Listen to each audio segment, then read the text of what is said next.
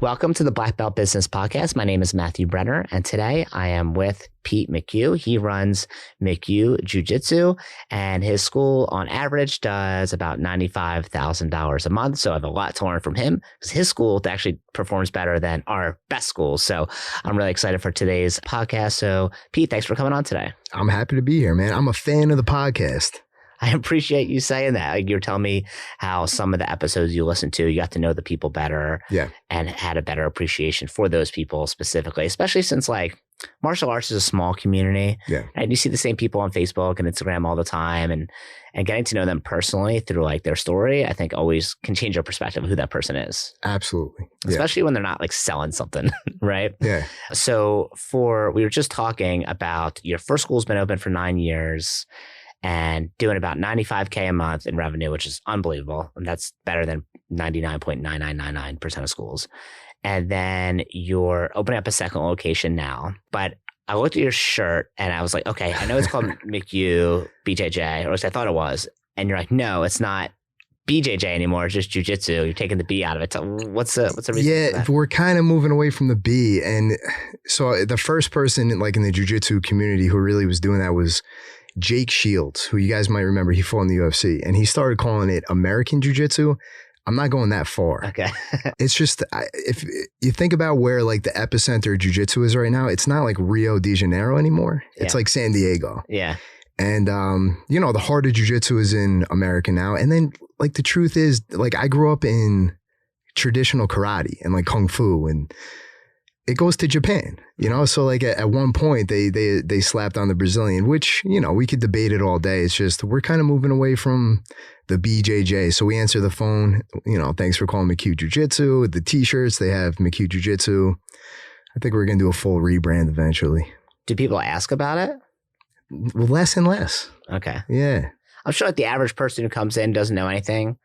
They don't know. Dude, the truth is, up until I would say like 3 years ago, people would be in my program for like a year and the mom would still call it karate. Now, like definitely the last like couple of years, people coming in seem way more educated about like the different martial arts. I don't know if that's the UFC. A lot of people like have an uncle who lives in like Phoenix who trains, or like somebody in the military in the family. Like, oh, you got to get into jiu-jitsu. Definitely like a more educated like student coming in. But man, up till they don't know Brazilian versus Japanese jiu-jitsu. And it's funny because like for us, karate, I would say is the more, at least over the past 30, 40 years, has been the more common term. Right now, jiu-jitsu is probably becoming just as common, if not more common. People will ask about it, right? Especially the popularity of UFC. And for the people who come in or they call and they say, hey, I'm interested in jiu-jitsu or taekwondo, or usually they don't really know what they're asking. They're only asking that because an uncle in Phoenix, right? Or their nephew trains in Texas, right? But whenever they ask that question, our staff is trained in a very specific way how to answer it. So whenever they ask, oh, do you have jiu-jitsu? We always use the Socratic method. So we'll say, okay, yeah, is jiu-jitsu something you're interested in? And then they'll tell us, oh, my uncle, blah, blah, blah, or oh, my nephew, blah, blah, blah. But until we find out why they're asking, we don't answer that question. Right. And usually when we find out when they're asking and they tell us, we'll be like, well, what will interest you about that? They'll say, oh, I really want to learn self-defense. Like, okay, great. Well, you're going to learn self-defense at our program by doing blah, blah, blah, blah, blah. Right. Because a lot of times they just have no idea, like me bringing my car into the shop and being like, oh yeah, I need a new transmission. And they'd be like, why do you say that? I'd be like, I don't know. It makes a funny noise. I have no freaking clue why I need to do. I'm just saying words that I've heard before. Right. So for your school rebranding, does it change the curriculum at all? Or is just absolutely not. And look, man, the truth is, like my teacher is Ricardo Almeida, and he's one of the original like Gracie Barra, Rio de Janeiro, like OG, like Renzo Gracie's first black belt. Like you don't get more Brazilian than that. And it's not at all a knock on like, the Brazilian culture or anything like that. It's just, we're just about the jiu-jitsu part. I'll get better at like articulating. It's just like a feeling. I started noticing I was leaving out the BJJ, and like it's just becoming more jiu-jitsu. And like I'm a history buff. Like I like the idea of like where it started. I love like the jiu-jitsu ties with like judo and like Jigaro Kano and all the, you know, just the history is fascinating. And it's actually a pretty brief period in time where it was in Brazil. Obviously it was like refined and became what it is today in Brazil. But yeah, I don't know. Getting away from the Brazilian. Getting away from the Brazilian. Yeah. All right, got it. You might upset a few people. Yeah, for sure. That's okay. Sure. So now that you've run a school professionally, you said for about 9 years you had your school. How did you end up from being, you said a karate guy? Yeah. Okay, so how did you end up being a long, winding road. A long, twisting road. So your brother for sure knows my uncle. My uncle is Thomas Clifford. You might have bumped in, if you've ever been to any of these meetings, you probably bumped into him. Mr. Clifford, yeah. Yeah. Yeah, I call him Uncle Thomas. Okay. So he had a school when I was a little kid, luckily. And we're pretty close in age. Like it's my mom's brother. He's 16 years older than me. So, man, by the time I was like 5 years old, he was living at my grandma's. And you can imagine, you know, he went to China a bunch of times and like trained Kung Fu with like the masters. So his room was just this treasure trove of like ninja stars and swords and weapons. And I was just, you know, enthralled with martial arts by the time I was like 4 years old. And I started training with him when I was 7. So we did half the year was Kempo karate. Half the year was Kung Fu, like long fist or wushu. And that was like, you know, just my childhood was martial arts. And then, I mean, you know, a lot happens in between. But as I went to college, he started to do consulting work with Ricardo Almeida. Really because he was like helping out Henzo in Manhattan. And then through that, he met Ricardo. So I graduated college and I wanted to get back into training. And Ricardo and my uncle already had like a pretty good relationship. So I had like carte blanche, man. Like we would drive down and I was privy to an MMA and jiu-jitsu experience that at white belt, I should not have been. What year was this? Around what time? So the first time I went to Ricardo's, and the funny thing is, man, like I was in college and I hadn't been training for a while. And I had the average college experience. You know, I was like a bouncer. Yeah. I was in a fraternity, you know, like, and I don't think the average person in college is a bouncer. All right. I'll give you that one. So, all right, I'm just trying to pre-frame everybody. I got into a lot of fights. Okay. And here's why. I'm not ashamed of it. I'm not boastful either because, you know, in the martial arts, we teach people not to fight. But man, this was a long time ago. Like I'm about to be 40 years old. So it was a different world. It was when little boys were still allowed to get into fisticuffs, you know, over like disputes. So, and I grew up, it's weird, man. I didn't grow up poor, but I grew up in a trailer park, which is kind of weird, right? Yeah. That with it came all the experiences of growing up around like poor people. So we fought a lot and there was like a lot of some crazy stuff. And so when you were a kid. When I was a little kid, yeah. Can I ask a more personal question about Go right ahead, yeah. So like when you say you weren't poor, but you lived in a trailer park. Yeah, it's weird, right? It's usually like low income. Yeah. So what do you mean by that? So, I mean, both my parents worked. So the way it was told to me, it was kind of supposed to be like a pit stop, you know? So like my parents had me and my brother and it was like, they wanted to move out of the apartment that was like their starter apartment. And I think the pit stop that was supposed to be like 6 months turned into like 10 years. You know what I mean? Yeah. Like I think they got comfortable and, you know, like time zips when you're not paying attention. But I never felt like we were like poor. Like we did vacations and both my parents worked. My dad was like a blue collar guy. We had everything we ever could have asked for. And there was always like we're getting like personal. There was always like this sentiment from my dad where like we were like other. Like he didn't want us to get too intertwined in the craziness of where we grew up. Like, cause he just knew that like we weren't supposed to be there kind of thing. You know what I mean? So I always had that idea. But part of the upbringing was like, you fought a lot. There was like a lot of stuff going on that other neighborhoods maybe weren't experiencing. So he taught you as a kid, like, hey, we live in this trailer park, but like we are not these trailer people. Park people. Yeah. Okay. Yes. Got it. For sure.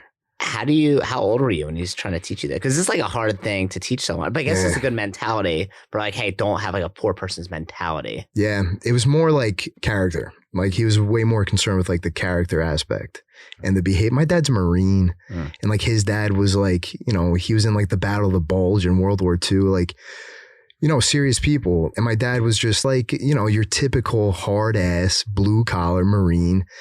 He grew up fighting, and like these lessons that I talk about with my dad, like they were never overt.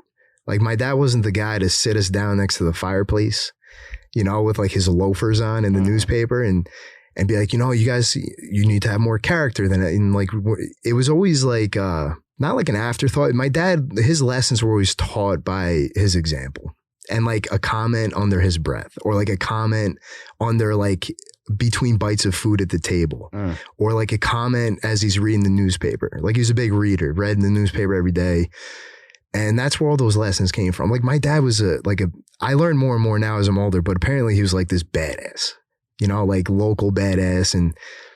But again, it wasn't because he was boastful about it. It's just like the area he lived in, there was a lot of fights, but he became like kind of like a local legend doing those things. And we grew up street fighting, or like, okay, cool. Yeah. You know, he's in the Marines in like the 70s. Right. So, you know, they were throwing dukes. But that was kind of like the genesis of it, of like, just like the hard nosed kind of take no shit off anybody. But anyway, that's why in college I fought a lot. Got it. Okay. Are these like frat fights, or are these like you're a bouncer and people are messing around? You're like, dude, I was the worst bouncer in the world, admittedly. Like me and my buddy, we were bouncers together. Is this at the fraternity, or it's like at local? No. When we were like in the fraternity, I was just a frat guy. Okay. You know, but even then, I wasn't like your typical frat guy. Like I like read books and like, you know, went hiking. Yeah, frat guys never read books. Well, a lot of them, I never saw another one doing it. But yeah, I didn't play Madden. Like the guys would play Madden for like 10 hours. Yeah. I was pretty atypical in a lot of different ways, but I was a bouncer at a bar, like with my buddy. Okay. And I was just the worst bouncer. Like I wasn't that big, you know, I was like aggressive. I used bouncing as a way to get into more fights. It was that I'm not the most proud of. So most of your fights were from bouncing, or is it from just like being a frat, not being a frat kid, just being a college kid? And dude, most of my fights from the time I was 6 years old to like my first fight to my last street fight in college, which that was the last time I fought. It's all for the same reason. It's because, and I'm not condoning violence in any way, you know, and I think there is a certain like age of like a maturity level somebody hits where it is no longer acceptable to just get into a nonchalant fight just because you're two idiots. Right. However, when you're like 19 years old, there's definitely something, in my opinion, there's something missing in like the way, there's no rite of passage. Right? Unless you go to like the military or you're part of some culture that has a very specific rite of passage, there's no way to have you go from being a child to a man, you know? And you know, even if you have a bar mitzvah, we call you a man, but really like you had a party. There's no like event, challenging, difficult event. And the truth is like, man, you teach kids classes. Like if you give them 5 minutes of free time, there's going to be they're going to start figuring out the pecking order. There's always going to be a hierarchy that emerges. And, you know, when I was like 18, 19, it's inevitable that you're going to bump into somebody else in the room who also takes no shit off anybody. And then that kind of turns into, I'm not big on like the pissing contest and things like that. So it would turn into a fight. And then, but you stopped that once you started. Dude, the second I walked into like an actual training room, I never got into a fight again. I've never even I don't even think I've said an ill word to somebody in public since I started training like seriously. So how did you go from, I understand like you had an uncle who's involved and then he was helping Almeida, then you joined that way. So what was your transition like from a karate, taekwondo guy to like jiu-jitsu? Oh man. Well, so here's my actual transition though. This is what I was kind of building towards. So I hadn't been talking to my uncle while I was in college. I was too engrossed in being a college kid, you know, working on my tan, growing my hair out, getting jacked, And you didn't mention girls at all. Yeah. Pretending that didn't happen. No, being very smart about that. Okay. And, just doing the whole thing, enjoying the hell out of it. Yeah. This was like the explosion of the UFC. So you got to think, like, you hear like Rogan points to it all the time. That fight on the Ultimate Fighter finale between Stephan Bonnar and Forrest Griffin, which really catapulted the UFC into what it is today. I watched that like in my frat house. So that happened. And then this was the heyday of like Chuck Liddell and Randy Couture. And it was like when UFC really was going like mainstream. And at the same time, I'm like 19, 20 years old, 21.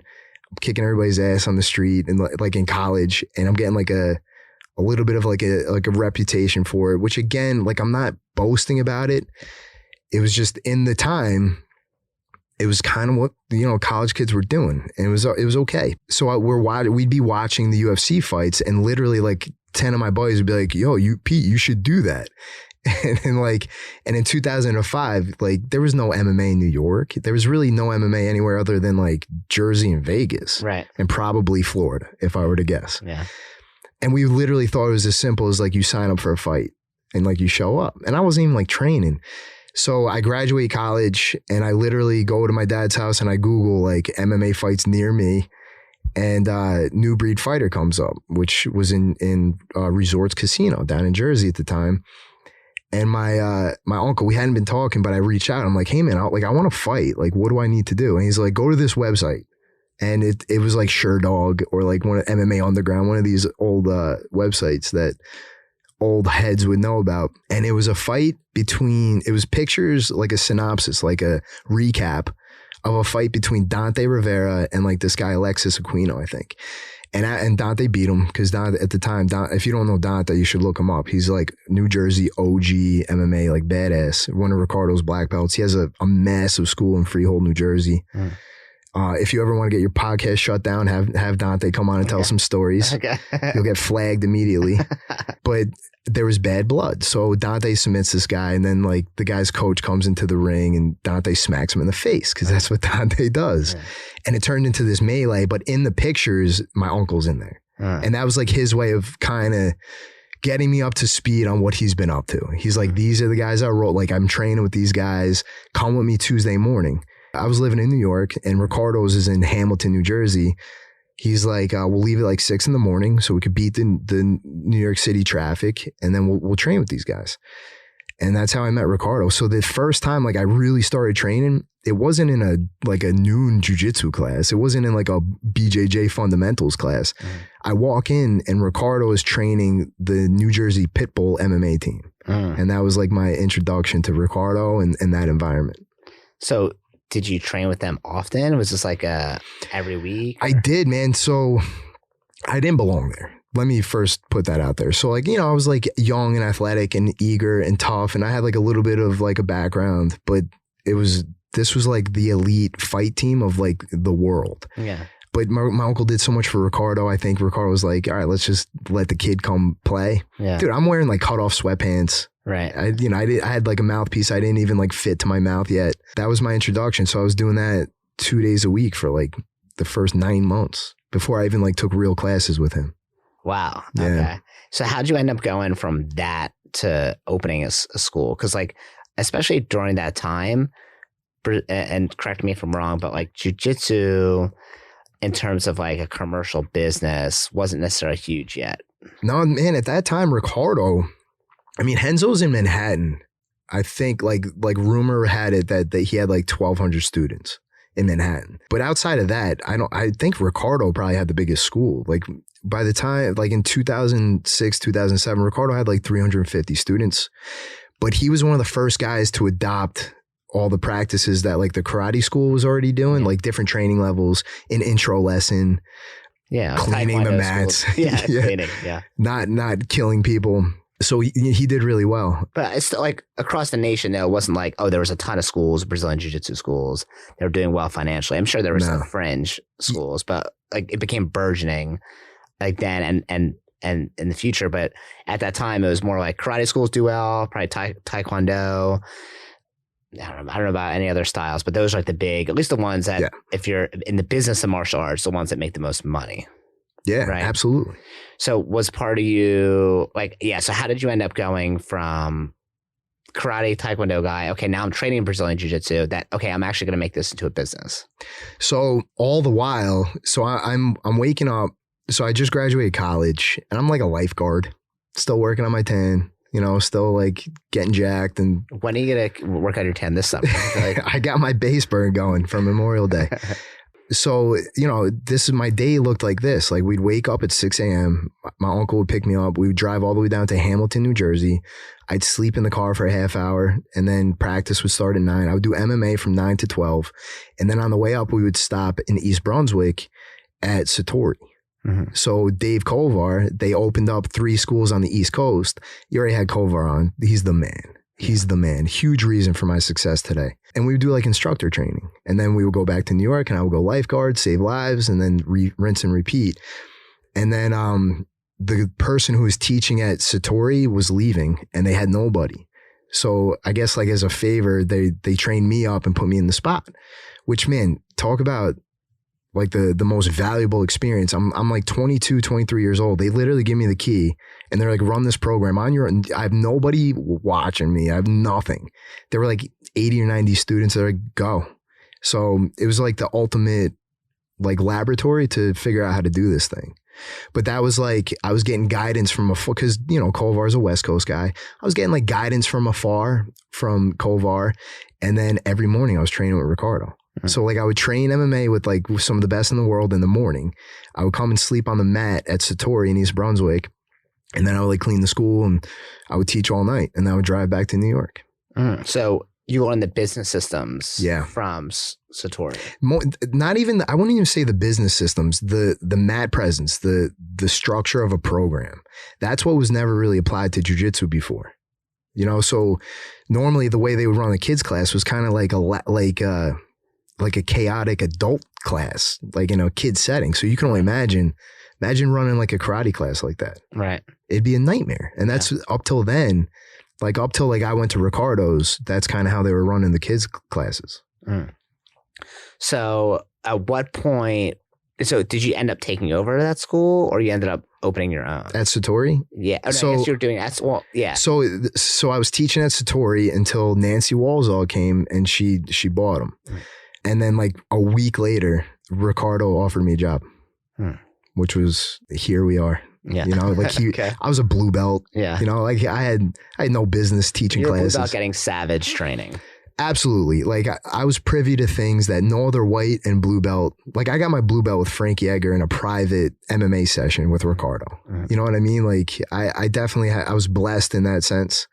But I think what Ricardo saw, what he understood, he learned so much like on the business side from my uncle.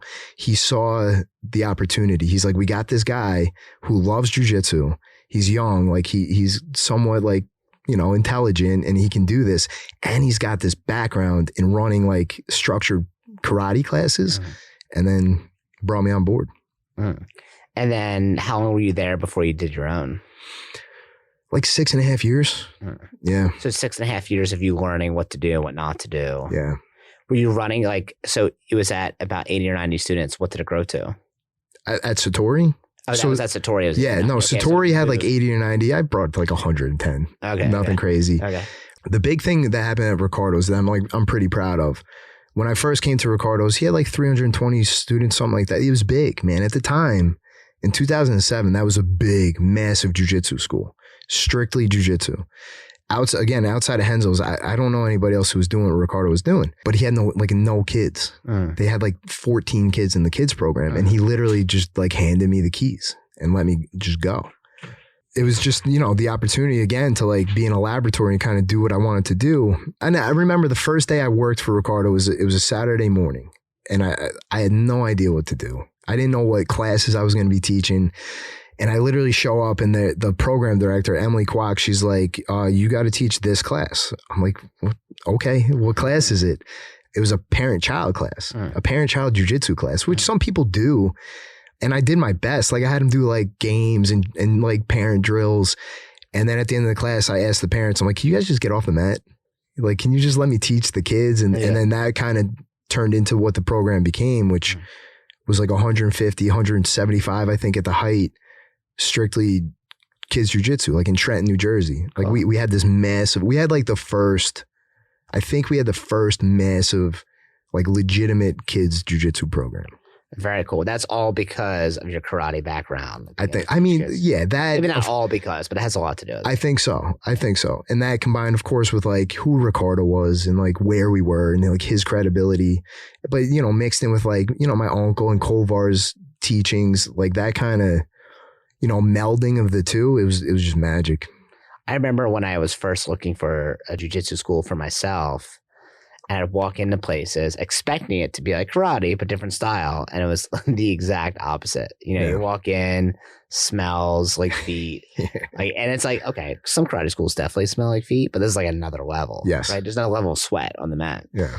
And no one says hi to you. Like people just kind of like look away.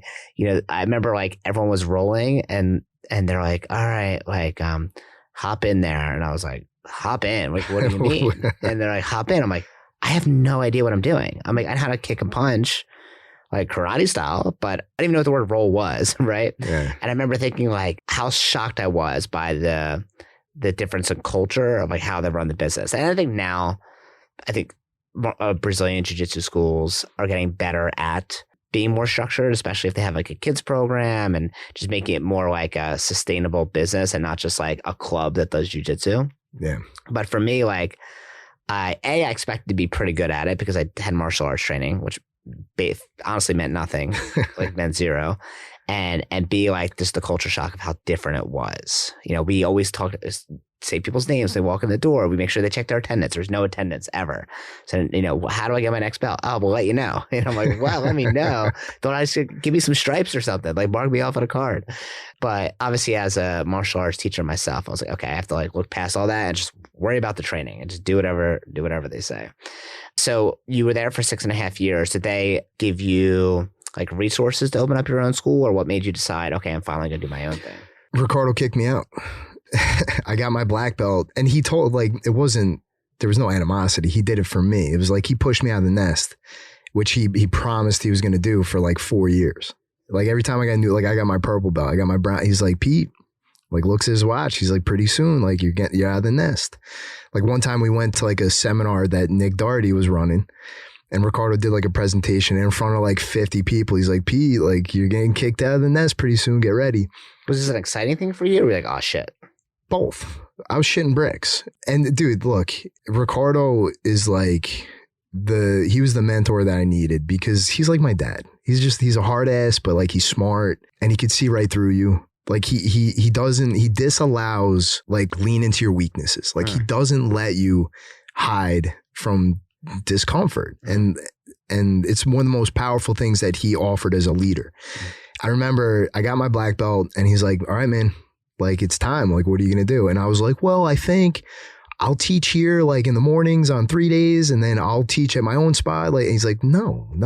You're going to go. Like, just go. Burn the ships. What the hell are you talking about? Yeah. Because I was trying to dip my toe. I was being a coward. Like I was keeping one foot in like, you know, both ponds. Him kicking me out, he didn't kick me out, but him sending me like packing was the best thing that could have happened to me. 100%. So how old were you at the time? 29. I got my black belt pretty quick. I got my black belt in 6 years, but it was like, you know.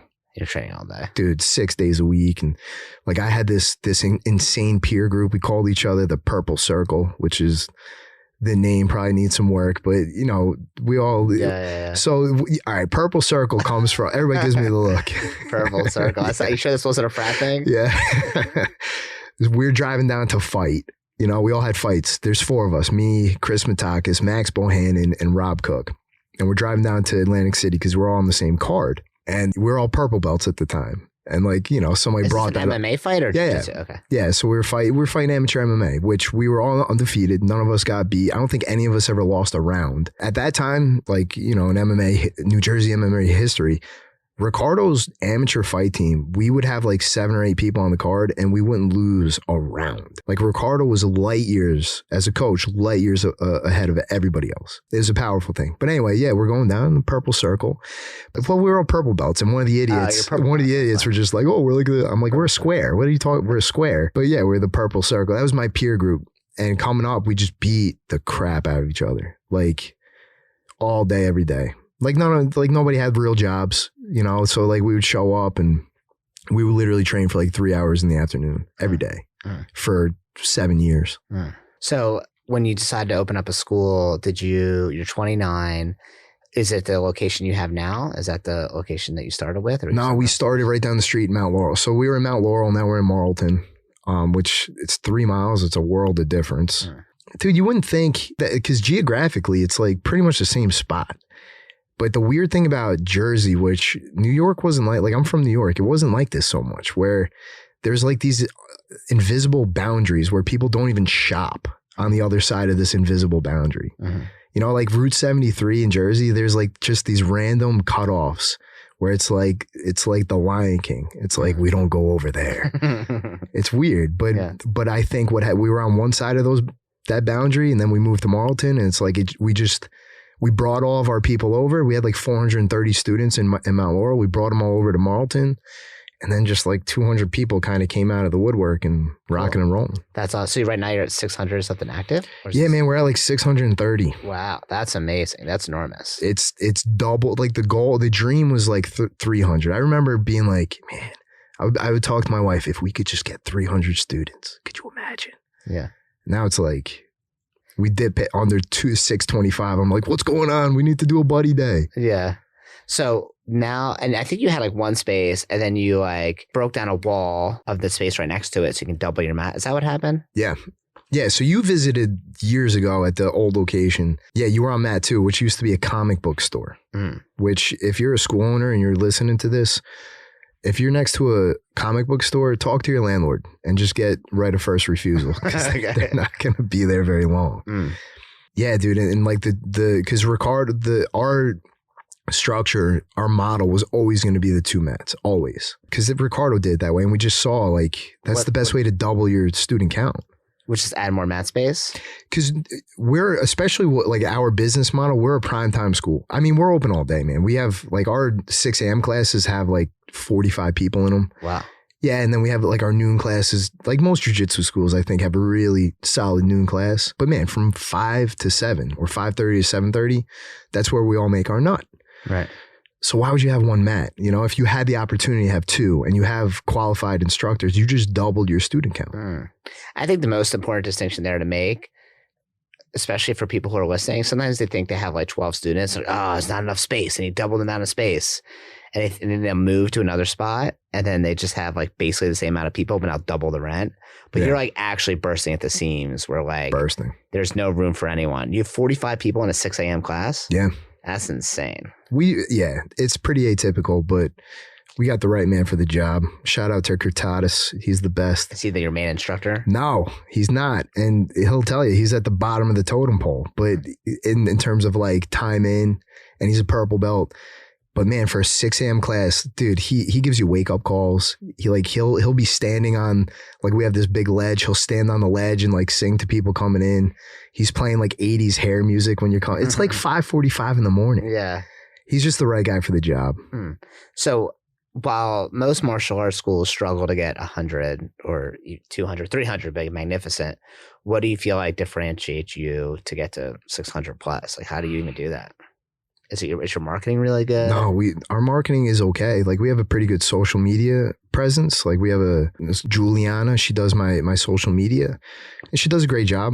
But we don't do any paid advertising. We don't do really any events.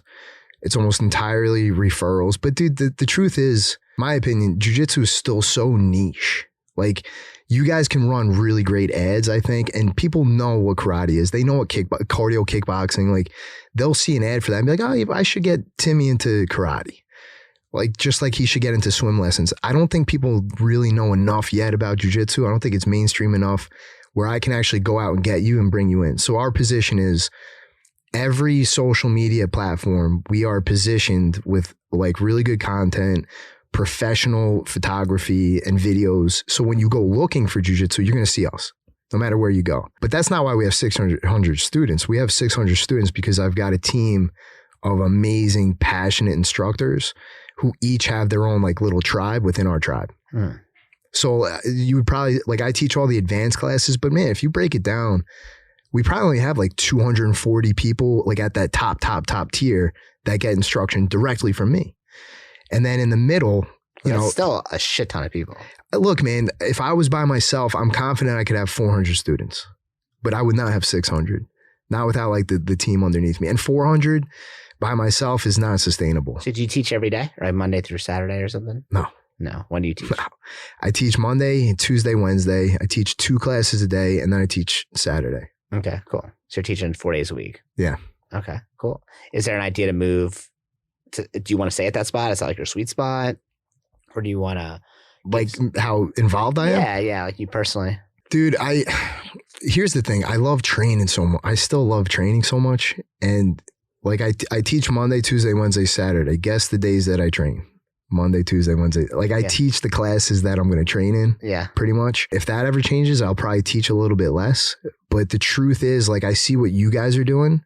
And that 100% is like my focus right now. It's like, how do I get to a position where you guys are? Like, I want all my black belts to have the opportunity to have schools. And then I hear your brother talk about like, yeah, Tuesday I'll pop into one of the schools and do like instructor training, and Thursdays we'll do like a Zoom where I like the idea of like my next role is going to be facilitating school ownership for my guys coming up. Mm-hmm. So I'll probably be teaching a lot less. Yeah. Okay, cool. So that's what you want to do. You want to have more locations. Absolutely. And the one you just... Well, I want my guys to have... I want my guys to, you know? Yeah, you want to give them the opportunity like someone gave you, right? Like your uncle gave you or Almeida gave you. Right? Yes. So the other location you're opening now, I know that you're going through the whole opening process. That's a building you purchased? Yeah. Okay. So the one you're in now, you're leasing? No, the one you're now you own too? Yeah, we own both. Oh, you own both. So this will be a third piece of commercial real estate? Or like the third second piece? So I own Marlton, and then I bought I was thinking 2 separate buildings, but I guess it's one building. Yeah. Okay. Yeah. And then the other one. Okay, cool. I think that's really awesome too, because now you're going to have this, you're going to own the real estate, which like whenever you can do that, always amazing. That's always our model. Like, hey, if we can buy it, great. Sometimes you can't. Sometimes there's like not much available, especially if you're in like a major city. Like we just looked like crazy to purchase a building in Northern Liberty's neighborhood in Philly. And it was just like impossible. You know, there's like 6 for sale. You know, 5 of them don't make any sense. One of them sort of does, and they don't really want to sell it. Like they have an insane price and haven't gotten an offer in forever. Yeah. Right. And you know, like we went in there. They're like, all right, we want 1.6, and we're like, all right, we'll come in at 1.1. It's been in the market for 6 years. And they're like, no, 1.2, no, 1.3. That was like our max, and they didn't even respond. And it's vacant. Vacant. It's been vacant for 6 years. 6 years. Yeah. And well, the guy who owned it had his own business in it, but I think that hasn't been there for at least 2 to 3 years. Yeah. And it was perfect. It was like 4,000 square feet. I would have split it in half. Like 2,000 square feet for us is good. Like we like a little more, but 2,000 feet is fine. And we would have leased out one space, had the other space, beautiful building, but they don't have an answer. It's still vacant. So now we lease a spot that's like maybe 40 feet away. Yeah. But that's the only option. I saw the pictures. That place is beautiful. Ah, thank you. Good spot. Yeah. Man. Yeah. New construction. So it's all like pretty and nice. Now we're doing all the design work. But if you don't mind me asking, when you guys do your location scouting, who does that? Just you and your brother? Or yeah. Do you have like a team, a designated team? Yeah. Usually it's the person who's opening it with the support of people who've done it in the past. Yeah. So like for this one, I found it, but I've also been with my brother, watched him do it a bunch of times. So I get it. And if he knows that like we're opening up a certain area, obviously he knows like, okay, I want to open up this area. He'll send me listings all the time. But then again, now I see the same listings. So he'll send me stuff I already saw. But sometimes he'll find stuff that, you know, oh, this one's off market. But when it comes to finding locations, obviously having a good like commercial agent is really, really important. Yeah. Also just walking around to businesses and saying, hey, you interested in selling? Hey, you interested in selling? And there's usually someone who's like thinking about retiring, but like doesn't see the opportunity. And then randomly they'll be like, you know, someone walks in and provides them the opportunity or brings it up. They're like, oh yeah, maybe actually, you know. That's such a valuable lesson, man, because we're kind of doing that right now with the spot next door. A lot of the stuff's not listed, but everything is for sale. Yeah. You know, like when you see a building that you love, and that goes for school owners who are leasing right now, like keep that conversation open with your landlord because you don't know what they want to do. Yeah. You don't know when they want to get out. Yeah. At least get like right of first refusal because I hate to say it, like I plan on doing this until the day I die. I plan on it. I would love to be one of these guys who teaches until like I croak in the middle of a class and traumatize all my students. But man, I'm 38 and like I'm pretty bad. Like I've had a bunch of surgeries and like I'm banged up. Like there's a good chance that in another 20, 25 years, I'm not performing at this level, 100%, right? But when you own the real estate, like that's kind of like our retirement plan for a lot of school owners. And one of the dangerous things about commercial real estate is what if it's vacant? What if it's vacant? What if you don't have a tenant? We have the best tenant in the world. We have a world-class martial arts studio who's renting from us. It just so happens it's me. Yeah. So it's just, to me, it's like a no-brainer. Yeah, if you can put your own business in it and control it, even if the business didn't do that well. Let's say like you have 6 locations. One doesn't do that well. They're paying the rent of a business that you own. Still pretty freaking good. Slam dunk. Right? And a lot of people, I think, they don't see the path to ownership. Like they're like, it's impossible. Like I don't have $600K laying around. Yeah. You don't need like you don't buy a house cash, you know. And buying for us at least, like the first time we did it, it was really smooth. We did an SBA loan. Yeah, you know, like the 504C or whatever it was. Those are a giant pain in the ass. Good for you for doing it. Well, we hired a company to do it. Okay, got it. I paid somebody $1,500 to fill out a stack of paperwork, like it's up to my kneecap, which I would gladly pay triple. I didn't tell them that. Yeah. But yeah, apparently they are a pain in the ass. It was a breeze for us. Oh, it was a breeze. That's awesome. I mean, I'm sure if my wife heard me say it, she'd be like, "What are you talking about? I did all the paperwork." Yeah, you did nothing. Yeah, but look into it, man, because it's so doable, and in our field, it's a slam dunk, I think. Yeah, especially if you plan to hold it for a long time anyway. Like, great. Well, here's the thing: like, you need a paradigm shift. People are like, man, I don't want to have to pay a mortgage. You are paying a mortgage. You're just not paying you're paying your landlord's mortgage. Yeah. And I love going to events for a lot of reasons. Like I told you, like I'm a part of Ascend with like Kovar. Those guys are amazing. And I just went to ProMac International in Sacramento. But then one of the things you realize, like you bumped, and it's inspiring to meet somebody who's owned the school for like 30 years. It's like, wow, man, like good for you. Like you're an OG. You did a lot for the community. And then you realize like they've been paying rent for 30 years. They could have bought their building probably twice. Right. Well, it depends where they are. Yeah, right? for sure. That's a big part of it. If you're in a part of a major city, you're in downtown New York or something. Yeah. Forget about it. You can't buy it. It's just not. And they're not even going to let it go, even if you could afford it anyway. Yeah, exactly. But for other people that are in like mid to smaller cities, like, and you can purchase, do it. I think it's like the idea of, oh, what if it's not rented? Oh, what if you don't have any students? Like, there's always that scarcity mindset people have, and like, who gives a crap? Like one of the things we were talking about before we got on the mic was that like, okay, you have a school and your new one is in Collingswood. Yeah, we have a karate school in Collingswood. Right? It's just open. You have a karate school everywhere. Yeah. But there's one, well, not me personally, my sister, but yeah, actually our organization, right? And we opened in Collingswood. Like, I didn't know you were opening a school there, but it makes zero difference, right? Like to us and to you. Like, absolutely. Like, do we do different styles? Sure. But even if we did the same, like for the most part, the people that are going to come into your door are going to be either referrals or people that walk by your business, and we're going to get the same thing. And like you earn those members, and most people like they get so nervous about another martial arts school coming in the area. I remember talking to one of my Double Bill Your Dojo clients who was very worried about the school starting nearby, and they have the instructor has a really good reputation.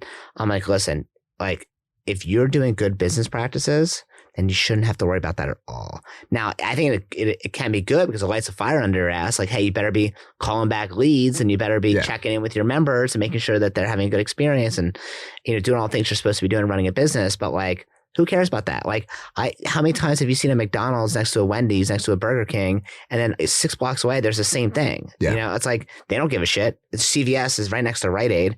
It doesn't matter, right? It's like a proven market, and they have their separate customers. Then we can all coexist. And I wish we were more, I just like wish martial arts schools were more cooperative with each other. Like even today when we sat down, I'm like, how much you gross in a month? And you just like told me. There was no like, oh, well, we have this many students, and, at one point we were this number. I'm like, just tell me, who cares? You know what I mean? Dude, like, everything gets so much better when you share it. Like I did a seminar, whatever you want to call it. Like I did like a presentation at my school like a month or so ago. And it was great. We had like 40 something school owners come in, and I showed them how the sausage was made. And it was free. I didn't charge anybody. And hopefully, my hope is that people got a lot out of it. It was all about like building culture, because really, like, why do we have 630 students? It's the culture of the school. Yeah. It's the structure, but it's the culture. People want to be there. And hopefully people who attended can take a whole lot out of that and apply it and make their schools better. But the truth is, like the 3 weeks leading up to it, where I had to sit down and put together this presentation, I sharpened my axe so much. My processes and procedures got better. My understanding of the culture of my school got way better. And just like, even like, you know, off camera, if we're chatting about how our schools run, the more forthcoming I am with you, the more like I actually have to look at how in my head, like, all right, how does it work? Why do we have 630 students? Like the more guarded you are, like, what are you protecting? Yeah. It's ridiculous. Yeah, I actually like when there's a school close by. I like it because first off, it's proof of concept. It's proof that the neighborhood can sustain a martial arts school. But it also, I don't know, like I kind of enjoy friendly competition, and I think it's like a healthy thing. Yeah, you like fighting. A little once upon a time. Well, now it's business fights, totally different. Yeah. Business Wars. By the way, if you're listening to this, you never listened to Business Wars. Have you ever listened to that podcast? No. Oh, amazing. It's like, it would be like Coke versus Pepsi, or like GM versus Toyota, and it's like how they battled each other coming up, what they do now. It's like super freaking cool. That's cool. Yeah, if you like business like podcasts. So I hope you do. You're on this one, so at least a little bit. Honestly, dude, you're the only one I listen to. I appreciate that. Thank you so much. It means a lot. So if there's someone listening now and they're like, okay, this guy, he does jiu-jitsu, maybe the same style as I do or different, and he's got 625 students, which is like double the amount that any of our schools do. So I'm super impressed. And I feel like I mean, like, yeah, we have like more locations, but like, obviously there's a lot I can learn from you and your culture, right? So for me, I'm like sitting here thinking like, damn, okay, I need to go visit and watch classes. I've been in your school before, and I've trained on the mat before, maybe like 2 or 3 times or something, and always enjoyed it. But I'm sitting here thinking like, okay, like what about your culture, or what do you do to sustain your culture that you have so many people referring people that stick around for a long time? That's a big question, man. So it's something that we pay close mind to every single day. Like I do have a big staff. Like I have 8 people who actually teach classes regularly, and we communicate constantly. And at the Is this through text message? How do you communicate? Slack or Facebook Messenger? Okay. I kick around the idea of like actually getting legitimate channels of communication. Yeah. But man, like 99% of the time, it's just us sending like funny memes to each other. Yeah. So it can't justify like actual communication yet. But everything, the forefront and the overarching theme of everything is culture. And I'm not going to say I rule with an iron fist. I don't, because I'm kind, but I'm also, it's fun with my guys. We have very like a locker room kind of relationship, like locker room humor, where if one of the guys messes up, like we're going to jump on them in a very funny way, and we're not going to let them forget that mess up for a while, but it's all in good fun. But yeah, like if you drop the ball in terms of like like you didn't give out a stripe to a kid, you're going to hear about it. Like we're going to rip you apart, like in a fun way, but we don't let it slide. And likewise, like if you don't partner up the new intro, like the new woman came in, like she's a soccer mom, and you put her in with like, you know, the D1 football player, like you're going to hear about, like everything we do is to protect the culture. A lot of it is top down, like tone from the top is huge. How often do you have meetings or trainings for your staff? Not nearly often enough, like once every 6 to 8 weeks. Oh, wow. Okay. But we are constantly communicating, constantly. And they're always on the mat training anyway. Always. They have to. Yeah. Yeah. I see these guys every day. The benefit of being in one huge location is we have like essentially, you asked like how often do we have staff training? Essentially every day. Yeah. Like before a class, like we're all sitting around like bullshitting. Yeah. And I'm like, guys, remember, like today we got Timmy's taking class right now. We got this, and this. Buddy Day's coming up. Like whatever. Like it's a brief interaction, but I don't know how like replicable that is, but it's working right now. So do your staff members, about 8 of them, are these all full-time staff members or no. Part-time? No, I have one full-time guy. A couple are like pretty close to full-time. And then the rest are just part-time. Got it. Okay. But man, we've got a lot. Those guys who are like part-time, they're on the cusp. Like they're ready to, like I've got one guy who's ready to leave his engineering career at Lockheed Martin. Like he's doing really well because he fucking hates it. Like he wants to run a school. Like we got a lot of guys like that. We're poised for like really explosive growth right now. Okay, very cool. So then is that what Collingswood is for, this new location that you have? Yeah, Dude, Collingswood's funny. It was always like in the back of our head, like it's time to expand. We're there. We have 600 students. We have guys who are Battle's ready. Yeah. John Battle, like he's ready to run a location.